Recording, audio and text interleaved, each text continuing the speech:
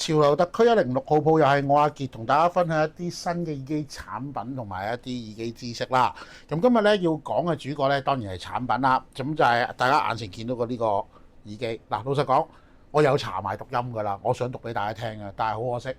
真係好難讀啊個英文，我真係讀唔掂。咁所以咧，我直接串俾大家聽算啦。Fortuna 好啦，咁呢個盒，如果大家覺得咧會應該有種，咦，好似幾熟口面喎，前陣子先見完啫喎，係啊冇錯，因為咧嗰條拉咧就係、即係之前有隻耳機叫 Mix 9啦，咁其實就係呢一個牌子 Ear Acoustic Audio 出，同埋呢一個線材牌子連成出嘅一條拉咧嘅旗艦嚟嘅，咁佢上一隻咧。就係呢一隻嚟嘅，即係9單元嘅嗰一隻，即係話好抵玩，3000蚊都唔使就已經可以有9單元嗰隻咧嚇。咁都係有翻呢一啲。咁我今次唔開盒啦，因為大家都睇過 Mix 9啦，咁所以呢次咧我就直接入主題㗎啦。好，首先呢個咁有個呢個拉鏈盒俾大家睇下嘅。咁如果係呢一隻咧個型號叫 F718S。咁咧佢就基本上就跟呢一個配合嘅，咁我覺得都啱嘅，因為以呢一隻係旗艦嘅耳機嚟講啦，跟翻一個有翻咁上下格調嘅耳機盒咧，都係啱數嘅噃。咁呢啲都係一啲花巧嘢嚟嘅啫，咁所以我哋都係要講翻隻耳機嘅設定啊、設計啊各方面啦。首先先講啦，咁有一個金色嘅配搭，咁可能咧。我頭先要 check 翻我之前 YouTube 咧都會見到有啲關於 Ear Acoustic Audio 嘅耳機咧有好多咧，原來我係未 release 出嚟嘅，咁之後可能會補翻一啲之前出嘅款嘅，我會 release 慢慢一隻一隻咁 release 翻出嚟俾大家睇，因為之前搬鋪嗰陣時咧可能有啲亂啊，唔好意思啊咁多位，咁睇一睇啦，咁前邊咧就係一個。呢間廠最出名用嘅係 CNC 技術 ，CNC 係金屬嘅打磨技術。咁氣孔方面咧，亦都做咗一個佢自己獨特嘅處理方法嘅。要見到呢度有個十字啦，入邊會有個氣孔噶。咁面方面咧就會有一個濾轉式嘅即係顏色咁樣。咁我覺得顏色啊、風格呢啲，即係尤其是呢啲外觀嘢咧，就好睇個人嘅。咁呢個隕石面其實佢以前一直都有出過㗎啦，即係呢種咁樣嘅質感嚇。咁耳膠部分咧，佢係獨立去跟咧，其實成個系列啦，佢都係會咁做嘅。佢會跟一個咧獨立嘅耳膠，因為佢本身呢間廠係啦，就係呢一個係啦，呢一個係啦。咁佢本身係做配件㗎嘛，線啊膠咁為主軸嘅，咁所以咧佢就會跟埋呢一個耳膠俾大家。咁有好多個 size 啊款式俾大家揀啦。好啦，咁我擺埋佢先。咁首先啦，你哋見到呢度有隻實物就知道一定咁呢啲夾啦，咁就知道我一定會有一試聽啦。咁先講下個規格啦。嗱，我咧就唔收埋嘅，佢係一隻單動圈嘅耳機，咁咧8mm 嘅動圈嚟嘅。個頻寬嗰度同大家講一講，佢係2萬頻寬，20Hz 至20kHz 嘅一個頻寬，108dB 28阻抗。咦？結果我又都睇過下呢個牌子嘅耳機，亦都有買過呢個牌子嘅耳機㗎啦。喂，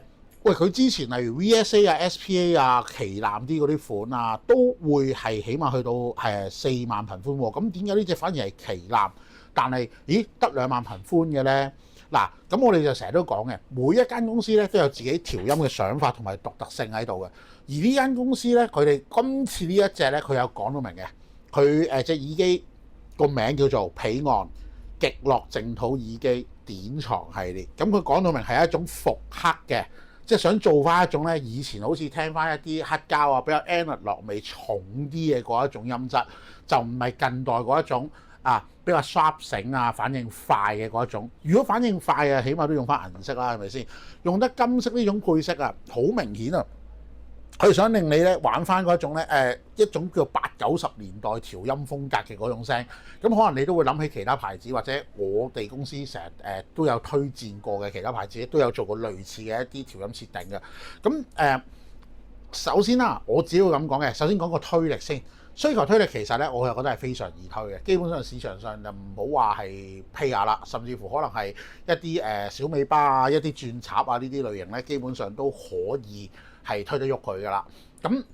當然啦，佢個預先設定咧，雖然佢係話，佢係想做嗰一種好舊嘅聲，但係始終係金屬外殼嘅關係啊，加上佢振膜都係用咗金屬振膜嗰個類型啦，咁所以咧，雖然佢得2萬頻寬，但係反應都舉個例子，如果我要聽日本嘢嘅話，日本嘢係出名錄音快啦，中高音比較突出啲啦。你唔會覺得話佢個高音咧好暗嗰一種，因為好多時候一復古調音咧個高音咧就通常會故意咧係做暗1-2度啊，等你聽落咧就係一種好順耳、好滑嘅一種感覺。咁而佢就唔屬於係呢一種類型嚟嘅。咁當然啦，如果你話要好刺激、好亮麗、好 sharp 性嘅嗰一種，佢亦都唔係。咁好咯，再講一講啲風格嘢啦，即係佢聽係聽。大家都應該聽得出啦，咁我就都講到明啦。佢就係屬於比較耐聽嘅嗰種，佢係想做翻嗰種舊旗艦嘅感覺，就係嗰種我樣樣都唔錯，但係咧